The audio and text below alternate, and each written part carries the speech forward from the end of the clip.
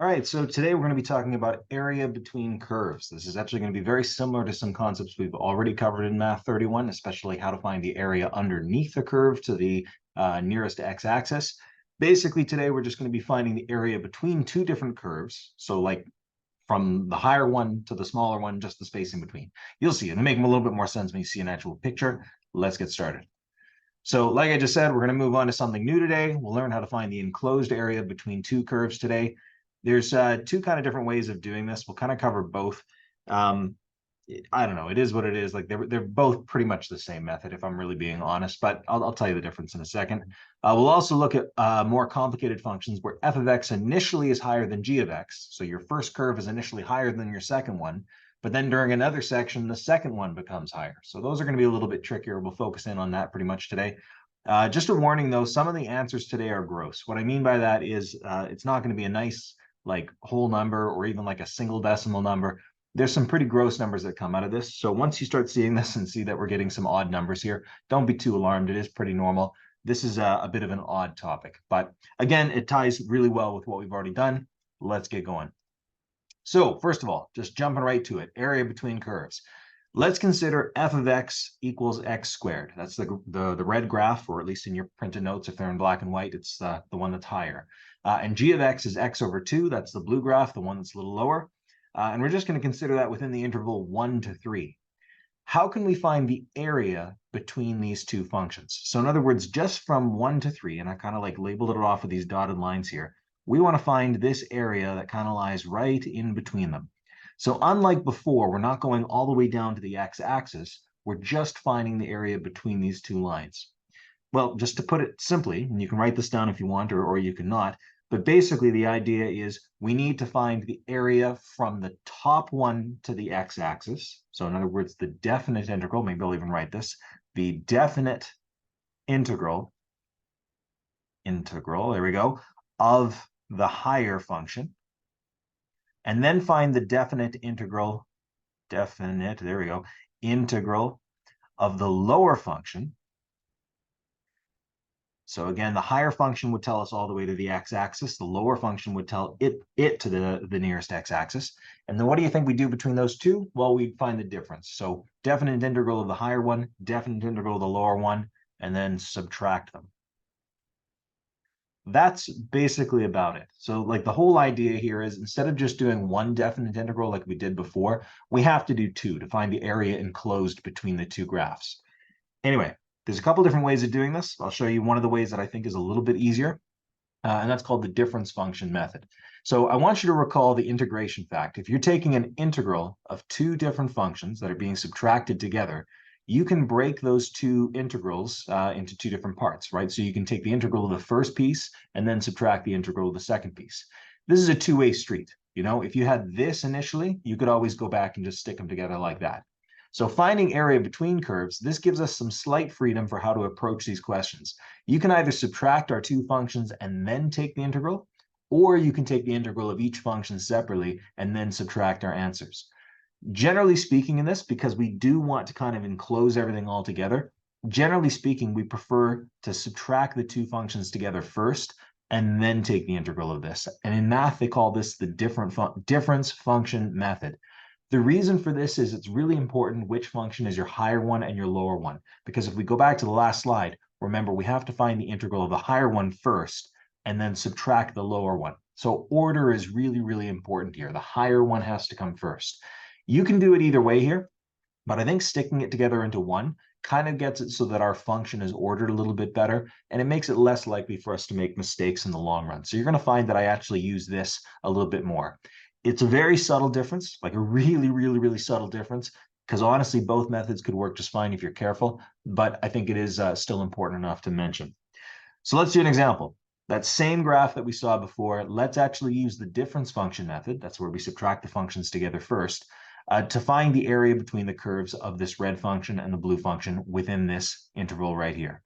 So we're quite lucky in this one because the red graph, that's our x squared graph, is higher than our blue graph throughout that whole interval. It does dip below down here, but that's not out, or that's not within the interval that we care about here. We only care about from 1 to 3. So because that's the case, we can always say that this one is the higher one and this one is the lower one. So what that means is we can set up our definite integral just as a single one using the difference function method. We can say it's the definite integral from 1 to 3 of our higher function, which is x squared, minus our lower function, which is x over 2. And remember, when we take an integral, we should always put a d in there, it's called a differential. So we put a dx just to say we're doing the integral with respect to x. This is not a too terribly bad integral to take care of. The first piece here, the integral of x squared, is going to be x cubed over 3 minus, this second one's a little trickier. It might help you to think of this as like 1/2 x, just kind of like that. Because if you think of it as 1/2 x, we can just make this 1/2 and then x squared over 2. And again, this is a definite integral, so we put on the end here from 1 to 3. You might as well clean up this piece as well while we're at it, because 1/2 times x squared over 2, this can clean up. We got the first piece still, x cubed over 3. The second piece, though, becomes x squared over 2 times 2 is 4. So this right here is what we're seeing as our definite integral. So we can now evaluate this. Remember, to evaluate a definite integral, you just plug in the top number, evaluate it, and then plug in the bottom number, evaluate it, and then you subtract them. So if we plug in 3 into this, just as we did in previous days, this gives us 3 to the power 3 over 3 minus 3 to the power 2 over 4. And then, of course, because it's a definite integral, we subtract the other piece. So that would be 1 to the power 3 over 3 minus 1 to the power of 2 over 4. Now, if you evaluate each of these pieces, I'm not going to literally break it down each and every single step. I think we'd be wasting our time by doing this. Take my word for it. If we plug this first chunk in your calculator, 3 to the power 3 divided by 3 minus 3 squared divided by 4, you are going to get 6.75 minus, if we plug this second piece in your calculator, you're going to get something a little bit more awkward. It's actually going to be, as a decimal, 0.0833 repeated. Now, when I plugged this into my calculator, I just made sure I kept all these decimals here, and I just threw it in all in one go. Because if you throw it in all in one go, it gives you a relatively reasonable answer. The answer you're going to get is 6.6 repeated.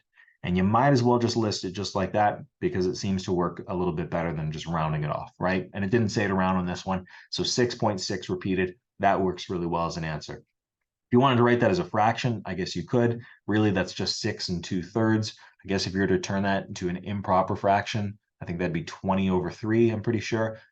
Either way, though, let's not fuss with this. We'll just leave it alone. It's not worth, all the extra stress of that, right? Anyway, let's move on. Now, here is the real meat and potatoes of today. So that last thing, you might have said, okay, it was basically what we did before with definite integrals, where we just found the area between the graph and the nearest x-axis. This is where things get a lot more beefy. So unfortunately, not every case you'll encounter will have one function nicely hovering over the second function over your entire interval. Ooh, didn't underline that very well. Your entire interval, that's a little better. Anyway, so during one section, f of x might be higher, but then in another section, maybe g of x is higher. This graph shows that pretty well. If we say that this red graph here is f and this blue graph is g, there's a period in which f is higher than g, but then there's a big period here where g is higher than f. Ignoring this, so if we just said, whatever, it's no big deal, ignoring this will just yield a negative amount for the section where g of x is higher. We don't want that. That's going to ruin our results. So unfortunately here, this is what's really, really annoying about this stuff, but unfortunately we have no choice but to find the intersection points between our two graphs and then evaluate our case in chunks. What I mean by that is find where they meet. So on this one, it looks like they meet about right here. And you'd have to evaluate this chunk first and then evaluate this chunk afterwards. You'd have to treat them basically as two different problems. So that effectively doubles the amount of work you're going to have to do. There isn't any way around this. It's just an unfortunate truth of this, and it's just how this part of calculus works. It is what it is. Don't shoot the messenger. It is just how it goes.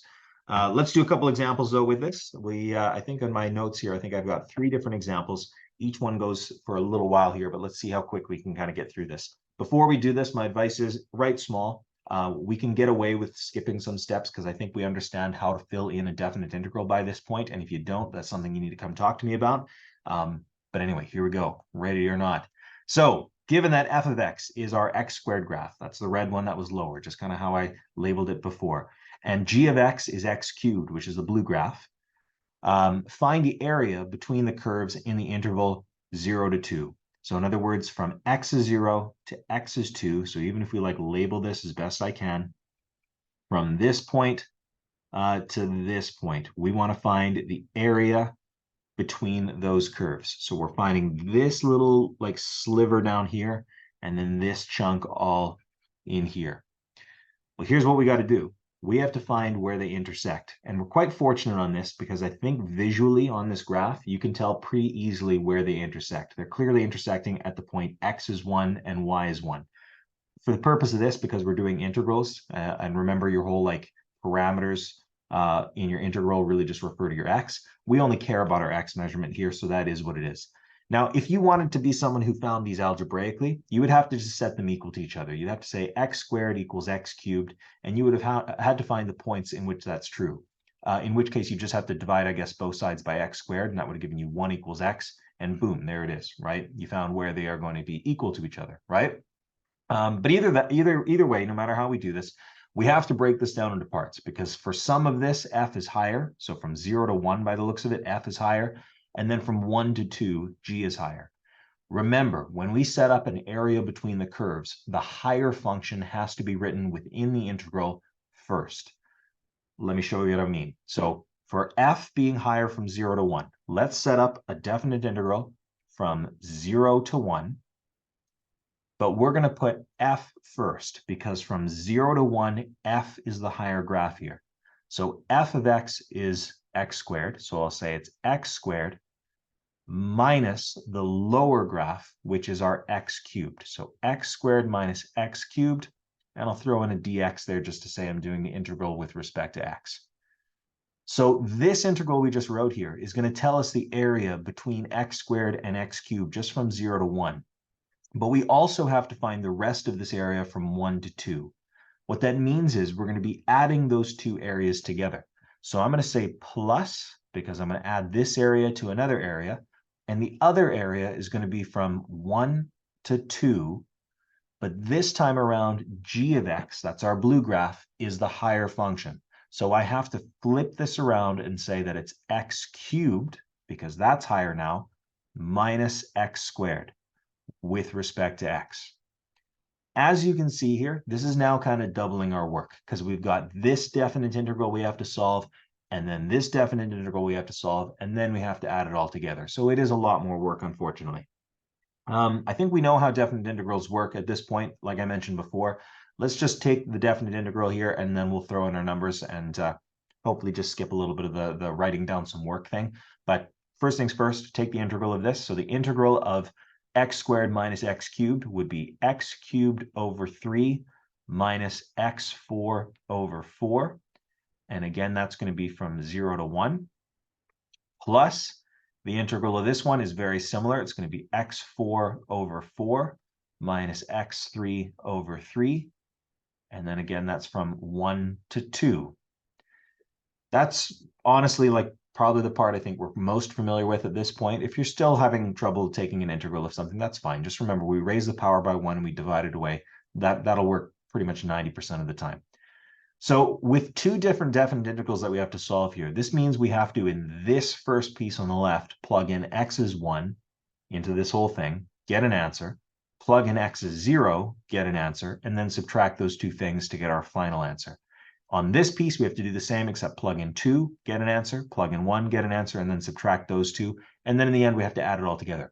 It's a gong show, right? So I'm going to try to simplify this down as much as possible for you, because I think if we wrote down every single step, we're going to be like dragging off the page. There's going to be so much to write down. Just take my word for it.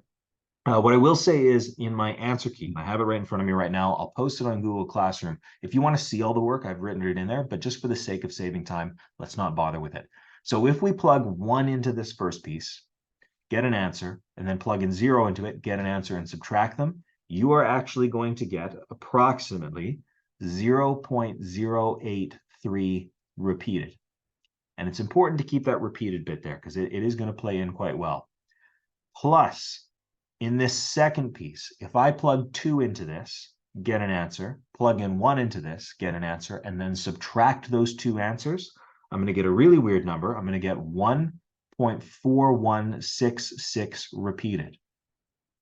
So again, I just evaluated each of these definite integrals separately, and definite integrals require you to plug in the top number, get an answer, plug in the bottom number, get an answer, and then subtract them. So it is a lot of work, right? So I've just saved us probably like 5 minutes by just writing this down here. Anyway, long story short, we had to add these areas together. This little sliver right here represents this sliver of an area right here. That's why that number is so small. This number here represents this area, which was a lot bigger. We do need to add these together, and this one will actually add together to be something relatively nice. If you add these two numbers together, you're going to get exactly 1.5. So the area between the curves from 0 to 2 of these two functions is actually equal to exactly 1.5. Hopefully that makes some sense. We're going to do 2 more examples here, and I got to warn you, both of them are a little bit tougher, but they are the same basic concept as this one was. Anyway, let's have a look at this next one. Find the area between the curves of x squared and x cubed minus 2x in the interval -1 to 2.5. I put a hint in here saying maybe check this in your graphing calculator first. You're more than welcome to, because I think if this was a question on a quiz or something, you definitely want to use your graphing calculator and say, yeah, forget this. Let's figure out where they intersect. Again, that's where you just set them equal to each other in your graphing calculator. Put 1 into y1, 1 into y2, find where they meet. But I've taken the liberty, and even in your notes, it's on the next slide, of actually drawing in what this graph looks like. So I used a computer program to actually get this. Just by the way, this red function is your f of x, and this blue function is your g of x. And you might want to write that in your notes real quick if you haven't already. Just make sure you point out which one is which. So this lower one on the right is f of x. This higher one on the right here is g of x. But here's what really sucks about this. I'm just going to leave this up for a second. Our interval we're working in is -1 to 2.5. And I've done this with these green dotted lines here, right? During some of the graph, the g of x function, that's the blue one, is higher than the red function. So like in this section right here, blue was higher. But then blue goes lower. So we're finding this area right here. That's whatever, right? So it just switches around like the last one did. But then the most annoying thing about this is from 2 to 2.5, blue is once again higher again. So what that unfortunately means, and honestly, this is like an absolute worst case scenario. What this means is we actually have 3 different sections that we have to take a definite integral of. In other words, that basically triples the amount of work that what we had to do before. These aren't ideal. They do show up every now and then, but the principle behind them is still the exact same as what we've seen. So basically, you just need to find the definite integral in the right order for each of these following sections. Graphing this in a calculator, I think we can clearly see where our intersection points are. We have one at 0, and then we have another one at 2. So those points, 0 and 2, are going to be the points in which we flip. So long story short, I'm going to kind of like sum this up here. We know that f of x was higher in the middle. I'll just go back one more time. F of x is higher in the middle. G of x is higher on the fringe outside pieces here. So setting this up using a definite integral, it's going to look like the following. So buckle up here. G of x is higher in the beginning. So from -1 to 0, g of x was higher. So we have to write g of x first. So that would be x cubed minus 2x, and then subtract f of x because it was lower. So minus x squared, and that's all with respect to x. Then we have to add the next section. The next section, if I just flip forward real quick, goes from 0 to 2. So from 0 to 2, f of x is higher. So we'll do a definite integral from 0 to 2, where f of x is higher. So that would be x squared being written first. Then we have to subtract g of x. Notice subtracting this would have to double dip through. So we'll have minus x cubed, and then minus 2x is plus 2x. Once again, with respect to x. Then we have one more section to add, as if that wasn't enough. The last section goes from 2 to 2.5. This section is the same as the first section in that g of x comes first. It was above f of x. So we'll write x cubed minus 2x minus x squared with respect to x. I guess one of the only saving graces of all this is the fact that the integral of that first piece and that last piece are actually going to look exactly the same. They'll have the same integral. They're just going to have a different answer when you evaluate the definite integral. But I'll save that for a minute. Let's take the integral of all this. So taking the integral of this first piece, that's going to give me x4 over 4 minus 2x squared over 2 minus x3 over 3. And again, that's from -1 to 0. Plus, take the integral of that next piece. This would be x3 over 3 minus x4 over 4 plus 2x squared over 2. And that section is from 0 to 2. Give you a little bit of a breather here because this is a lot. Last section we have to do is from 2 to 2.5 of this, but notice this integral here is the exact same one we had at the beginning, so you can just straight up copy this integral back over. It's x4 over 4 minus 2x squared over 2 minus x3 over 3. But this time around with this integral, as much as it matches this one over here on the left, the integral is done from 2 to 2.5. Holy smokes, that was a lot of work. Now, here's what I did. Again, on that last one, I told you that, like I said, oh, in my printed notes, I've got all the work. With this one, if I showed like literally every step, me plugging in 0 into all these and the -1 into all these and subtracting all this, it's going to go on forever, right? So here's what I put in my notes. Hopefully what you can understand is we have to plug 0 into this and then subtract when you plug in -1 into this. So I actually kind of broke it down. This is kind of a middle road way of doing it. If you plug 0 into all this, you're going to get 0. Minus, if you plug -1 into all this, take my word for it, you're going to get -0.4166. And that's repeated, by the way. Probably should put some dots there.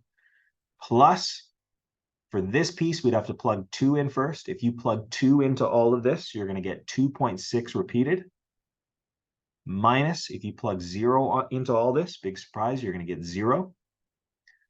Plus, on this last piece, if you plug 2.5 into here, buckle up, this is where it's really weird. If I plug 2.5 into all of this, you should get -1.6927. And then there's a bunch more decimals, but it doesn't seem to repeat, so I just left it there. Minus, if you plug 2 into all of this, plugging 2 into all this gives you -2.6 repeated. Holy smokes. So this is an absolutely disgusting one. This is probably the worst one you'll ever see. But the idea here is, again, just take the definite integral of all of it, plug in the first number, plug in the second number, subtract them, and go from there. There's a huge amount of work involved in all this. This takes a long time to plug in your calculator, but it is what it is. Anyway, I evaluated this all in one go. So what you see here, brackets and everything, and double negatives and all, I threw this straight up in my calculator. And here's what I got. I had to round to the nearest hundredth because otherwise it was just a nightmare. I got 4.06, and that would be good enough to represent our answer here. It's just absurd. Like, this is just a crazy example, right? Anyway, we've only got one more question. Good news is it's not quite as long as the last one. And certainly it's not like a triple definite integral like we just saw, but it is still a bit of a thinker, and there's a little bit of work we got to do with it. But anyway, moving forward. Here it is. Final example, we want to find the area enclosed by the y-axis and the functions f of x and g of x, and they're given to you there. F of x is tan x, which is kind of interesting. Operate using radians. Of course, that's what we always use in calculus. Round any intersection points to the nearest thousandth. You'll want graphing technology for this one. Let's just read this really carefully. So it says the area enclosed by the y-axis, so that's this thing right here, and the functions tan x and g of x equals 2 minus x cubed. Well, tan x is this red one here, so I'll just call that one tan x. G of x is this other one. So the area enclosed by these two functions on the y-axis, I think it's referring to this section right in here. So we're just trying to find that lump of an area right there. Good news is, in the entire span of this, like entirely spanning this whole thing, the blue function, which is our g of x, is higher than tan of x during that whole span. So we're only going to have a single definite integral we have to work with, which is really nice. But the unfortunate thing is it's hard to tell where they meet right here. The only way to reasonably do this is to use your graphing calculator. So in your graphing calculator, if you type this into y1 and this into y2, it'll tell you exactly where they meet if you just go second trace and look for the intersect, and you're going to be good to go. I'll spare you the trouble here. So as long as you plug those in your calculator and you find this, and again, you can do this on your own time if you wish, or you can just take my word for it. The intersection point is going to be at the coordinate 0.902 and 1.266. I'm going to be honest with you, we really only care about the x part of that, because again, that just means our definite integral will be from 0, that's our y-axis, and that 0.902 point right over there. Anyway, let's get to this. One other thing, like I mentioned a second ago, g of x is always higher in this case, so we want it to be written first. So my definite integral is going to look like 0 to 0.902, because that's the span by which we're working here. That 0.902 is the intersection point. And the function is going to be g of x minus f of x. So 2 minus x cubed minus tan of x with respect to x. Now, this is not a too terribly difficult integral to take care of, especially these first two pieces. But you might be scratching your head about tan. And I need to apologize. In the printed notebooklet, I didn't have it in here because I just forgot to include it, I guess. But the integral of tan is something that's pretty difficult, but will always be given to you.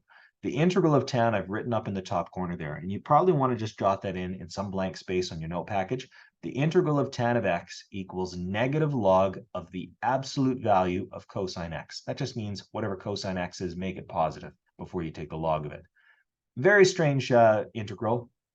Tan x actually has another integral very similar to this. I think it's positive log of secant x. That's a thing for a different time, though. This one's a little easier to work with if you're plugging it into a calculator. You will never have to memorize any integrals in this course. I will always be providing them to you. So don't fret or panic on this one. I just forgot to put it in the notes booklet. That's my mistake.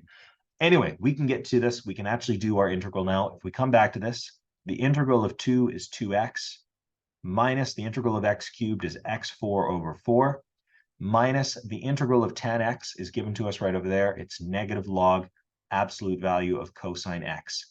We do not need the plus c here because it's a definite integral, so I'll just close it off right there and just remind myself that I'm working from 0 to 0.902.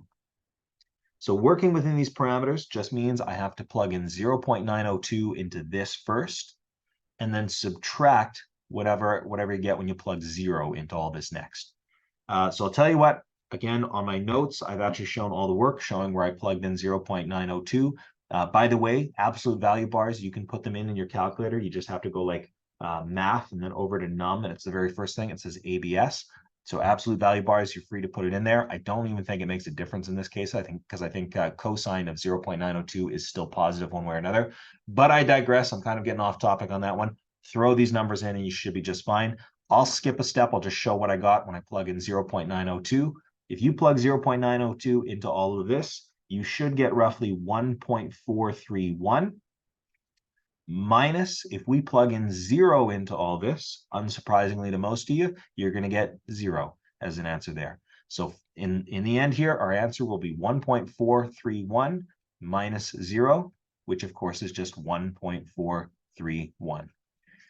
And finally, we made it to the very end. Holy smokes, that was a lot. So hopefully not totally overwhelming.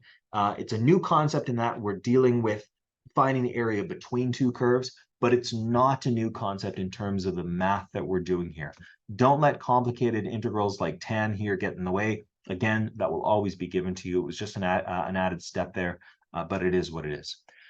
So long story short, for practice, lesson 5, which is area between curves worksheet, that's in your notes or your work booklet rather, I should say. Make sure you're polishing that off. Please work together on this. And again, I'm going to post the scanned version of this lesson onto Google Classroom. So if you ever want to review any of my work, it's all there. And I even put a few extra anecdotes in there just to help you along the way. Anyway, without further ado, I guess I'll leave you to work what you need to work on. Again, if you have any questions, please make sure you're reaching out.